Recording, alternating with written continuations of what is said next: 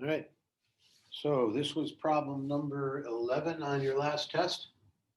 It'll be problem number 6 on your next test. Not hiding anything. Once you learn how to do it, you're writing the equation of a line tangent to y. And you've been given dy dx equals x squared over y, which tells you slope at the instant in question. How do you write the equation of a line? You need a point.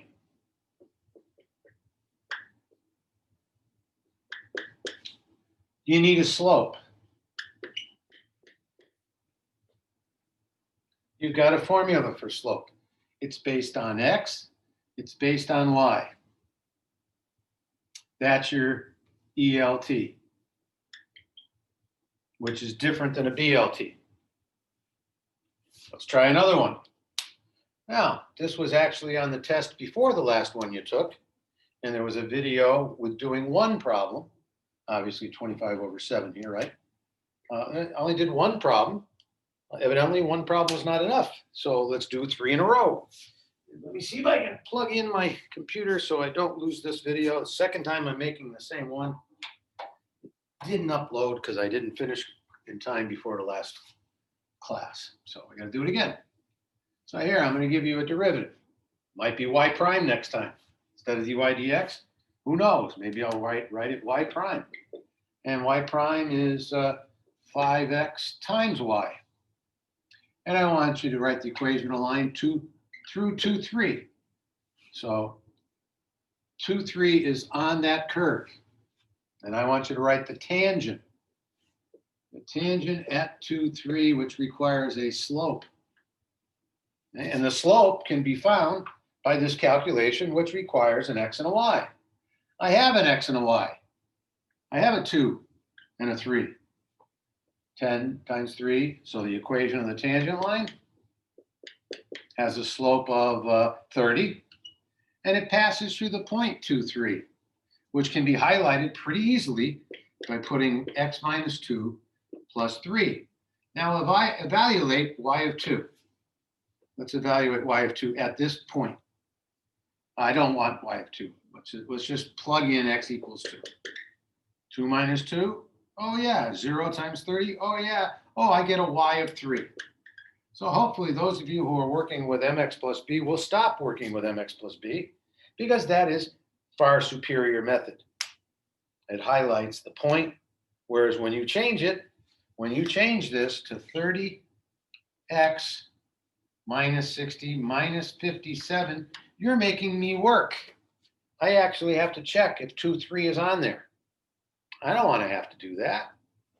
And you don't want to have to either, because there's more information here about this instant on the curve than this does. Okay. Nobody works with mx plus b as you move up the ladder in math.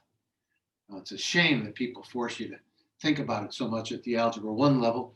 It actually makes you turn into a linear brain, and there are a number of calculations we're studying that aren't linear. So it's actually counterproductive. All right, so that's 2 of them. Let's do the third one. So dy dx equals, how about we do e to the x over 7 plus y. Yeah, let's do that one. All right, and I'll tell you that y of 1 equals 5. And we want the equation of the line tangent to this. Oh, I have the point 1, 5.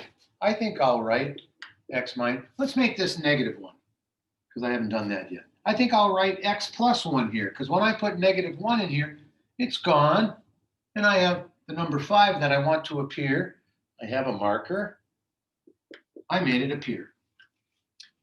This, if you put a negative 1 in, gets you a 5. Yay. Now I need the slope. Oh yes, this calculation finds slope. Well, now I know why I didn't do that. So you would have to write e to the negative 1, and my y value is 5. So 7 plus 5 is 12. That's what you would have had to have written. Yeah, that's actually a little harder than the other two. Okay, same process. Same process. My slope is based on x and y. So I plug in my x. Well, there's e to the negative 1. I plug in my y. There's 12. Now, it doesn't mean anything to me, but I know how I'm changing on this curve at negative 1, 5. Now, you got to be careful with this in the sense that we do an awful lot of solving. We do an awful lot of solving dy dx equals 2xy for y equals. That's an entirely different question. That one takes some work. That one will appear in a video much later because that's one of the harder problems you do all year, right? But if you see ELT, equation of a line tangent, remember, you need a slope and a point. A slope and a point. Okay, so I hope you get this problem right on Monday, which I'm changing to Tuesday, by the way. I've learned over the years, never give a test on Monday. So we'll actually have a chance to maybe practice. I might put 40 questions on the board. I might give you a practice test on Monday. Let's see if we can go through it in a period. I like that idea. All right, we're going to go through it quickly, and maybe I'll videotape it, and then you can play the class again, and you've got a good practice for Tuesday. All right, what am I doing? I'm getting tired because I've been up since 5:30, been here since 6:30 doing math, and I had a lot of computer problems, which is very frustrating. I figured them out, though. Whatever I'm doing here, I will upload to my YouTube channel, and I strongly suggest that instead of going to Canvas, you go right to my YouTube channel because I'm publishing all those videos there. And I like YouTube a lot more than Canvas, considering when I tried to upload to Canvas, it took more than a half an hour, and it was still spinning. I'll spin this thing right. Oh, never mind.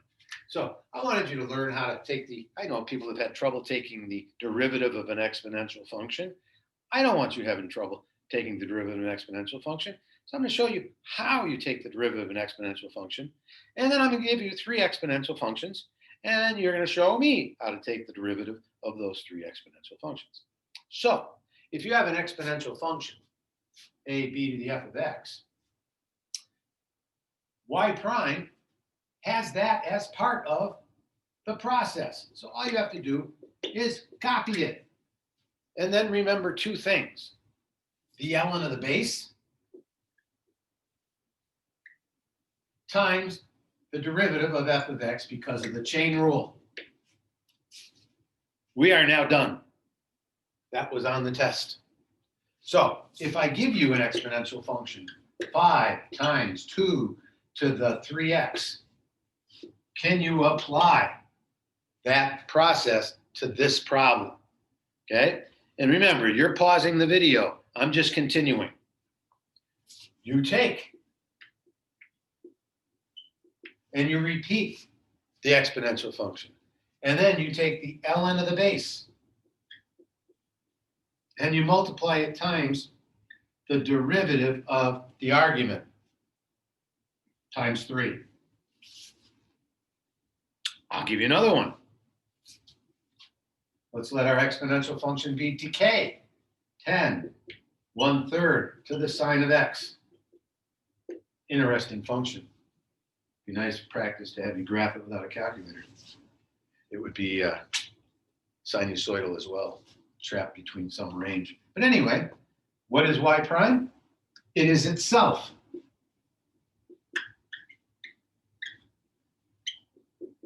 Times the ln of the base, which happens to be negative 1.1-ish, times the derivative of the argument, which in this case is cosine x. Let's do another one.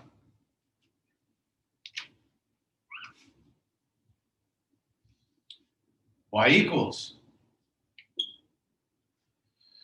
5, 2 to the secant of 3x. I'll just do x. And I'll highlight the fact that if anybody doesn't know the derivative of secant x, it should have been memorized by now, which means you go to your cheat sheet and you make sure you know where it is, and it'll tell you what the derivative is. And you keep looking at it until you don't have to go to the sheet anymore. When I do it now, maybe you're close enough to hear it again, that you won't have to hear it from me again. The derivative of this is itself times the ln of the base. So I'm finding y prime. The ln of 2, which happens to be 0.7-ish, times the derivative of secant x, which happens to be secant x tangent x. We use the quotient rule with 1 over cosine x to prove that a few times in class. Okay, looks like the video was pinned properly. You should be able to see that. Don't be afraid to play it all again.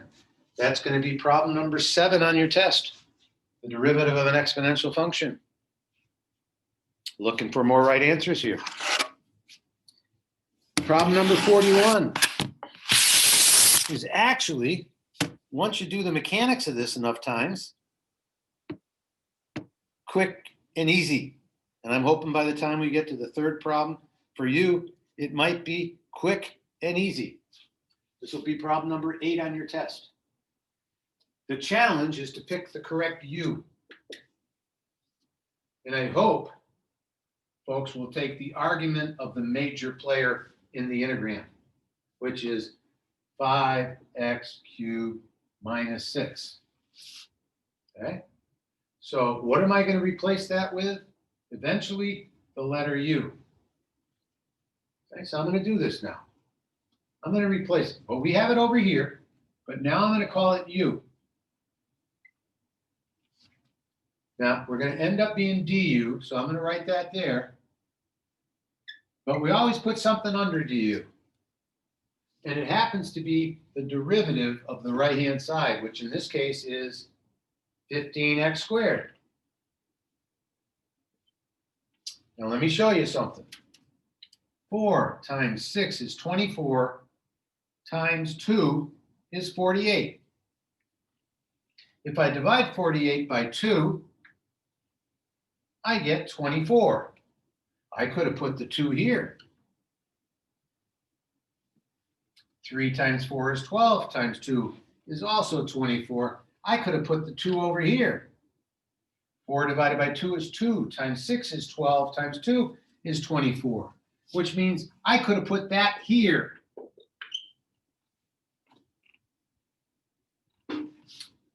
Oh, that seems to cancel. And we said we can bring numbers outside, 3 over 15. I'll leave it that way. I trust you would say 1/5 on your answer key. And now it's gone. I think I know what to put in the box. U to the 7th. Last step is to get some numbers here. I forgot to put numbers here. We'll put 1 and 2. Okay, we'll put 1 and 2. Now, the second half of the term, we will do out the original with 1 and 2. We will see that it takes about 5 lines of work. We're going to learn how to change the integration limits, and it takes 2 lines of work. This saves a lot of time and effort. Right now, we're just trying to get it mechanically correct. So the last step you have to learn is to come over here and say, oh yeah, I know that there's eventually going to be a substitution here. Right? And so if I put 2 in, I get 40 minus 6 is 34. Well, I want something to come into here that's 34. I guess it is 34. And if I put a 1 in here, I get -1 on this side. I want to put something in here so that letter becomes -1. I better put -1 in for it. That's done. 2 more. I'm hoping by the third one, the lights come on.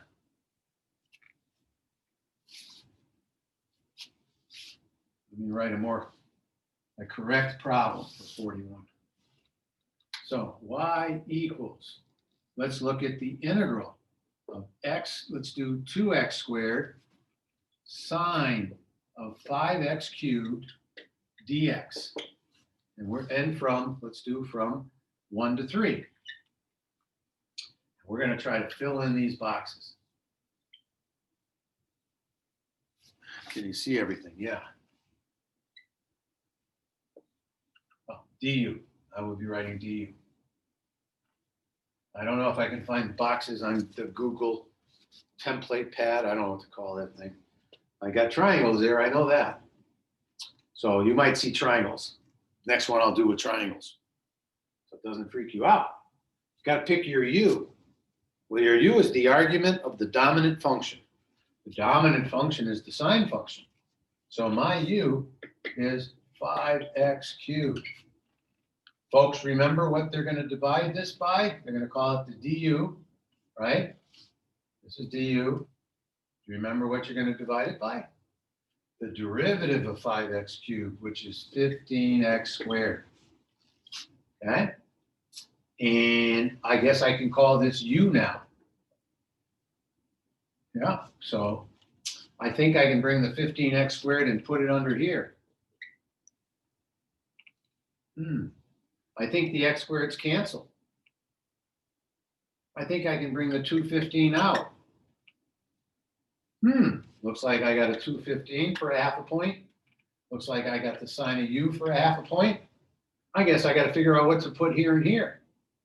Well, I know if I didn't do u substitution, I would have to substitute 1 and 3 into this statement at some point. And if I put in a 3, 27 times 5 is 135. I think that's what I'll write here. And if I put a 1 in there, I think that's a 5. Half a point, half a point, half a point, half a point, 2 full points. Let's try another one. Maybe I got to write further over here. I hope I'm not blinding you here with my body. Yeah. All right, so we got to give you another one. Let's do a u substitution for the following. Let's integrate x to the 4th, e 7x to the 5th. And let's go from 0 to 1. Let's go from 0 to 1. And let's make this a 3. All right, let's do box, box, box, box, boom. Oh, forgot my dx, excuse me. Hopefully this is our third one. We're looking for the argument of the major function. Looks like it's 7x to the 5th. So u is equal 7x to the 5th. So I'm changing this to du.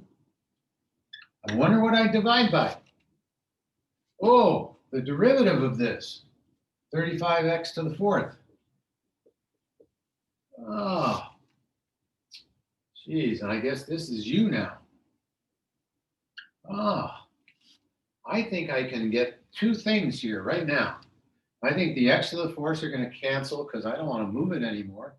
And I see a 3 over 35. That's a half a point credit. I guess I just moved this outside. Looks like I only have e to the u in here. No, that's worth half a point.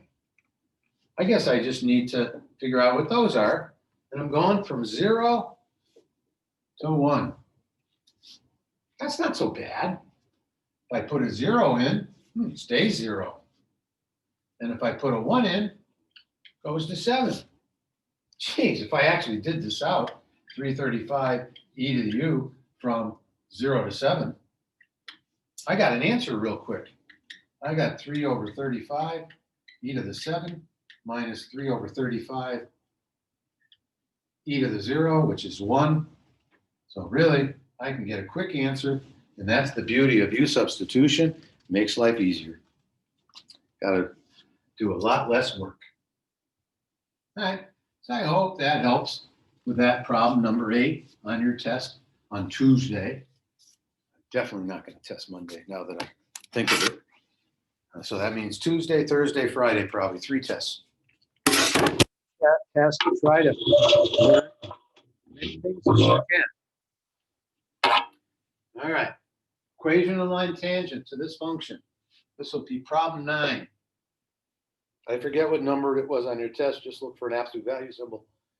All right, but it'll be problem number 9 on the next test. Equation of a line tangent. Oh, that brings us back to a discussion. What am I looking for to write a tangent line? A point on the curve. And I guess if I give you x equals, let's say, let me envision this, let's say x is 0.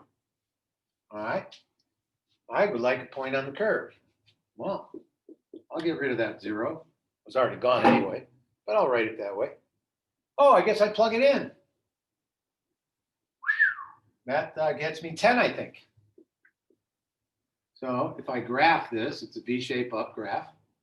3, 4 is the vertex. And I now know that 0, 10 is over here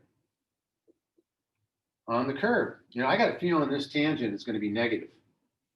I got a feeling that actually these arrows are misleading. I'm going to get rid of that one. You read graphs from left to right, hands going down, up. I have a negative slope over here. I got a negative slope. How do I find it? Oh, I got 2 points, and it's a line. I guess I can do y2 minus y1 over x2 minus x1. Minus 6 over 3. Negative 2. Geez, the coefficient was 2. I wonder if that means that this is going down at 2 to 1, that this one must be going up at 2 to 1, and we have a couple of pieces, a piecewise function, 2 linear pieces to express that. Yep. Let's try another one. How about we look at a negative? How about we look at minus 2? And let's make this a little bit harder.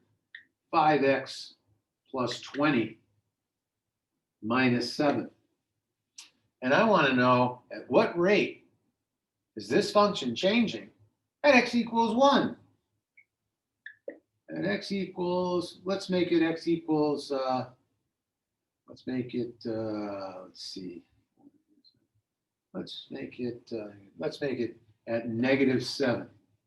And x equals negative 7. I like that number. Equation of a line tangent at x equals negative 7. I got to think back, what do I need for information to write a tangent line? Oh, yes, a point on the curve. So I guess I got to figure out what point I'm looking at, negative 7, on that curve. So I put it in. That's minus 35 plus 20, minus 15, absolute value, positive 15, times negative 2, negative 30, minus 7, negative 37. Geez, you know, if I have that, I think I have this. That's worth a half a point on the test. I see that, and you have nothing else. I'm going to give you half a point. You did something right. I guess this is a V-shape down. I guess any place on the curve here has the same slope. And I think the points over here have the same slope. Of course, this one's going up. This one's going down. You know, I studied this. I studied this in Algebra 1. Negative 4 gets me negative 7. I know I got the vertex. Oh, negative 7's over here. Negative 7 gets me negative 37. So I'll do y2 minus y1. The heck am I? y2 minus y1 over x2, I'm doing left to right, minus x1. Positive 37 minus 7 is 30. Minus 4 plus 7. Minus 4 plus 7. Brain's slowing down. Oh, that's 3. That's a positive slope. Oh, yeah. I'm going up. Yep. And I'm going up at 10 to 1. Oh, I wonder if the number 10. Oh, maybe going up at 10 to 1. I wonder if over here I'm going down at 10 to 1. I should keep my eye open for that, because then the next time I do an absolute value, I can maybe just look at the shape and do the multiplication and know if I'm on the up or down side of the curve. And if you want to take that shortcut on the next one, go ahead. But if not, I would definitely find a point on the curve and then another point on the curve. So let's look at y equals 4, absolute value of 2x minus 10 plus 3. And let's write the tangent to this at x equals 1. Remember, you're pausing the video. All right, and you're trying it because you want to practice it now. So if you make a mistake, you can correct it. Just going to do it. I'm going to look at where the vertex is. So the vertex is here. The vertex is at 5. Gets me 3. I don't care about this point. I'm looking at, there's my art. I'm looking at when x is 1. Oh, put 1 in. -8, +8, 32, 35. Oh, I know this is V-shape up. I just found the vertex, and I'm looking for the tangent at 135. Boy, I better get a negative value here. Negative value. I got a feeling it's going to be -8. I think I'm on the downside. I think it's going to be -8, but we'll check it. And I need a point. Oh yeah, I get the point, 135. Yeah. Tangent line is embedded in the line itself, so I can't draw it any differently. Well, let's do y2 minus y1 over x2. x2, man's tired. x1, that's 32. That's -4. Yeah, I guess it was a little quicker envisioning it that way. All right, so that's on there. That's going to be your number 9. Going to work with an absolute value. And I'll keep saying absolute value, whether you integrate or you differentiate, you really want to keep trying to graph so you can see what's going on. Because if I graphed the absolute value of x minus 5, which was been on previous tests and in videos, not only can I ask equations of tangent lines, but I can ask how area accumulates under the curve, because what kind of shapes do I have? Triangles. I don't need calculus to find the area of those triangles. All right, but right now, number 9 is going to be this process. Number 33 is going to be a problem like the following. Number 33 on your test is just integration, basic integration, the first fundamental theorem of calculus. First fundamental theorem of calculus is if I know grandma's velocity on Route 91 from a moment to another moment, I can tell you how far she changed from one position to the next by finding the position function, evaluating at B, and evaluating it at A, and subtracting. I lost that, so let me go again. So little f is what this represents, right? And so if I have a little f, and I say, how does it accumulate area? Well, that accumulates from left to right, very different than this little f. That is accumulating area a whole lot faster. So at what rate are you accumulating area? All depends about the height of the curve.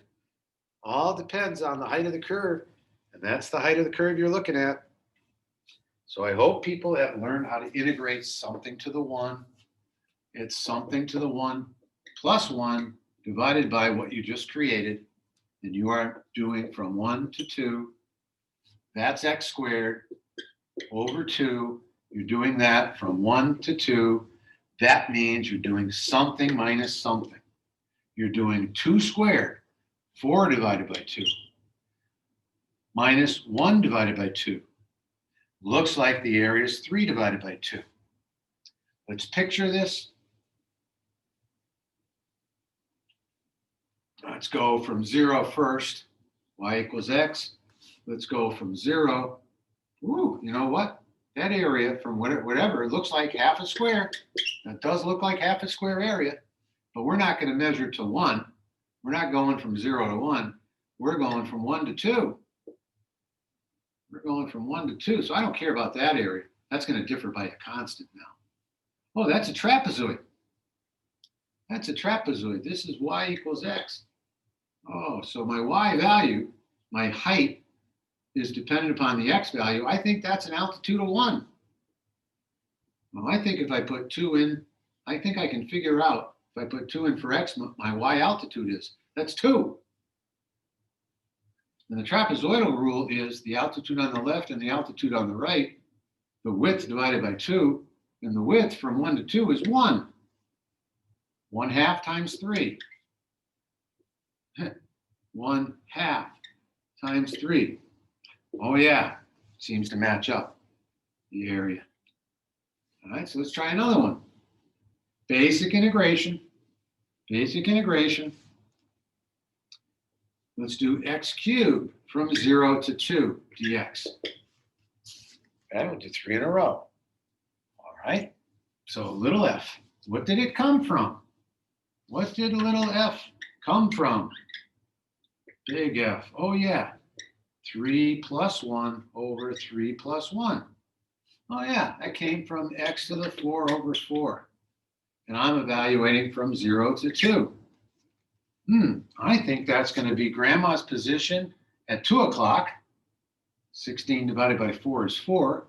And right now, 0 to the 4 over 4 is 0. I guess that answer is 4.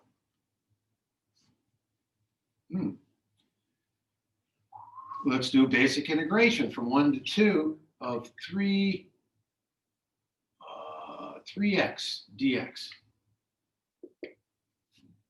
Basic integration problem. Oh, that's 3x to the 2 over 2. And I'm going to do from 1 to 2. Well, if I put a 2 in, I have 12 divided by 2, which is 6. If I put a 1 in, I have 3 halves. I'll multiply everything by 2.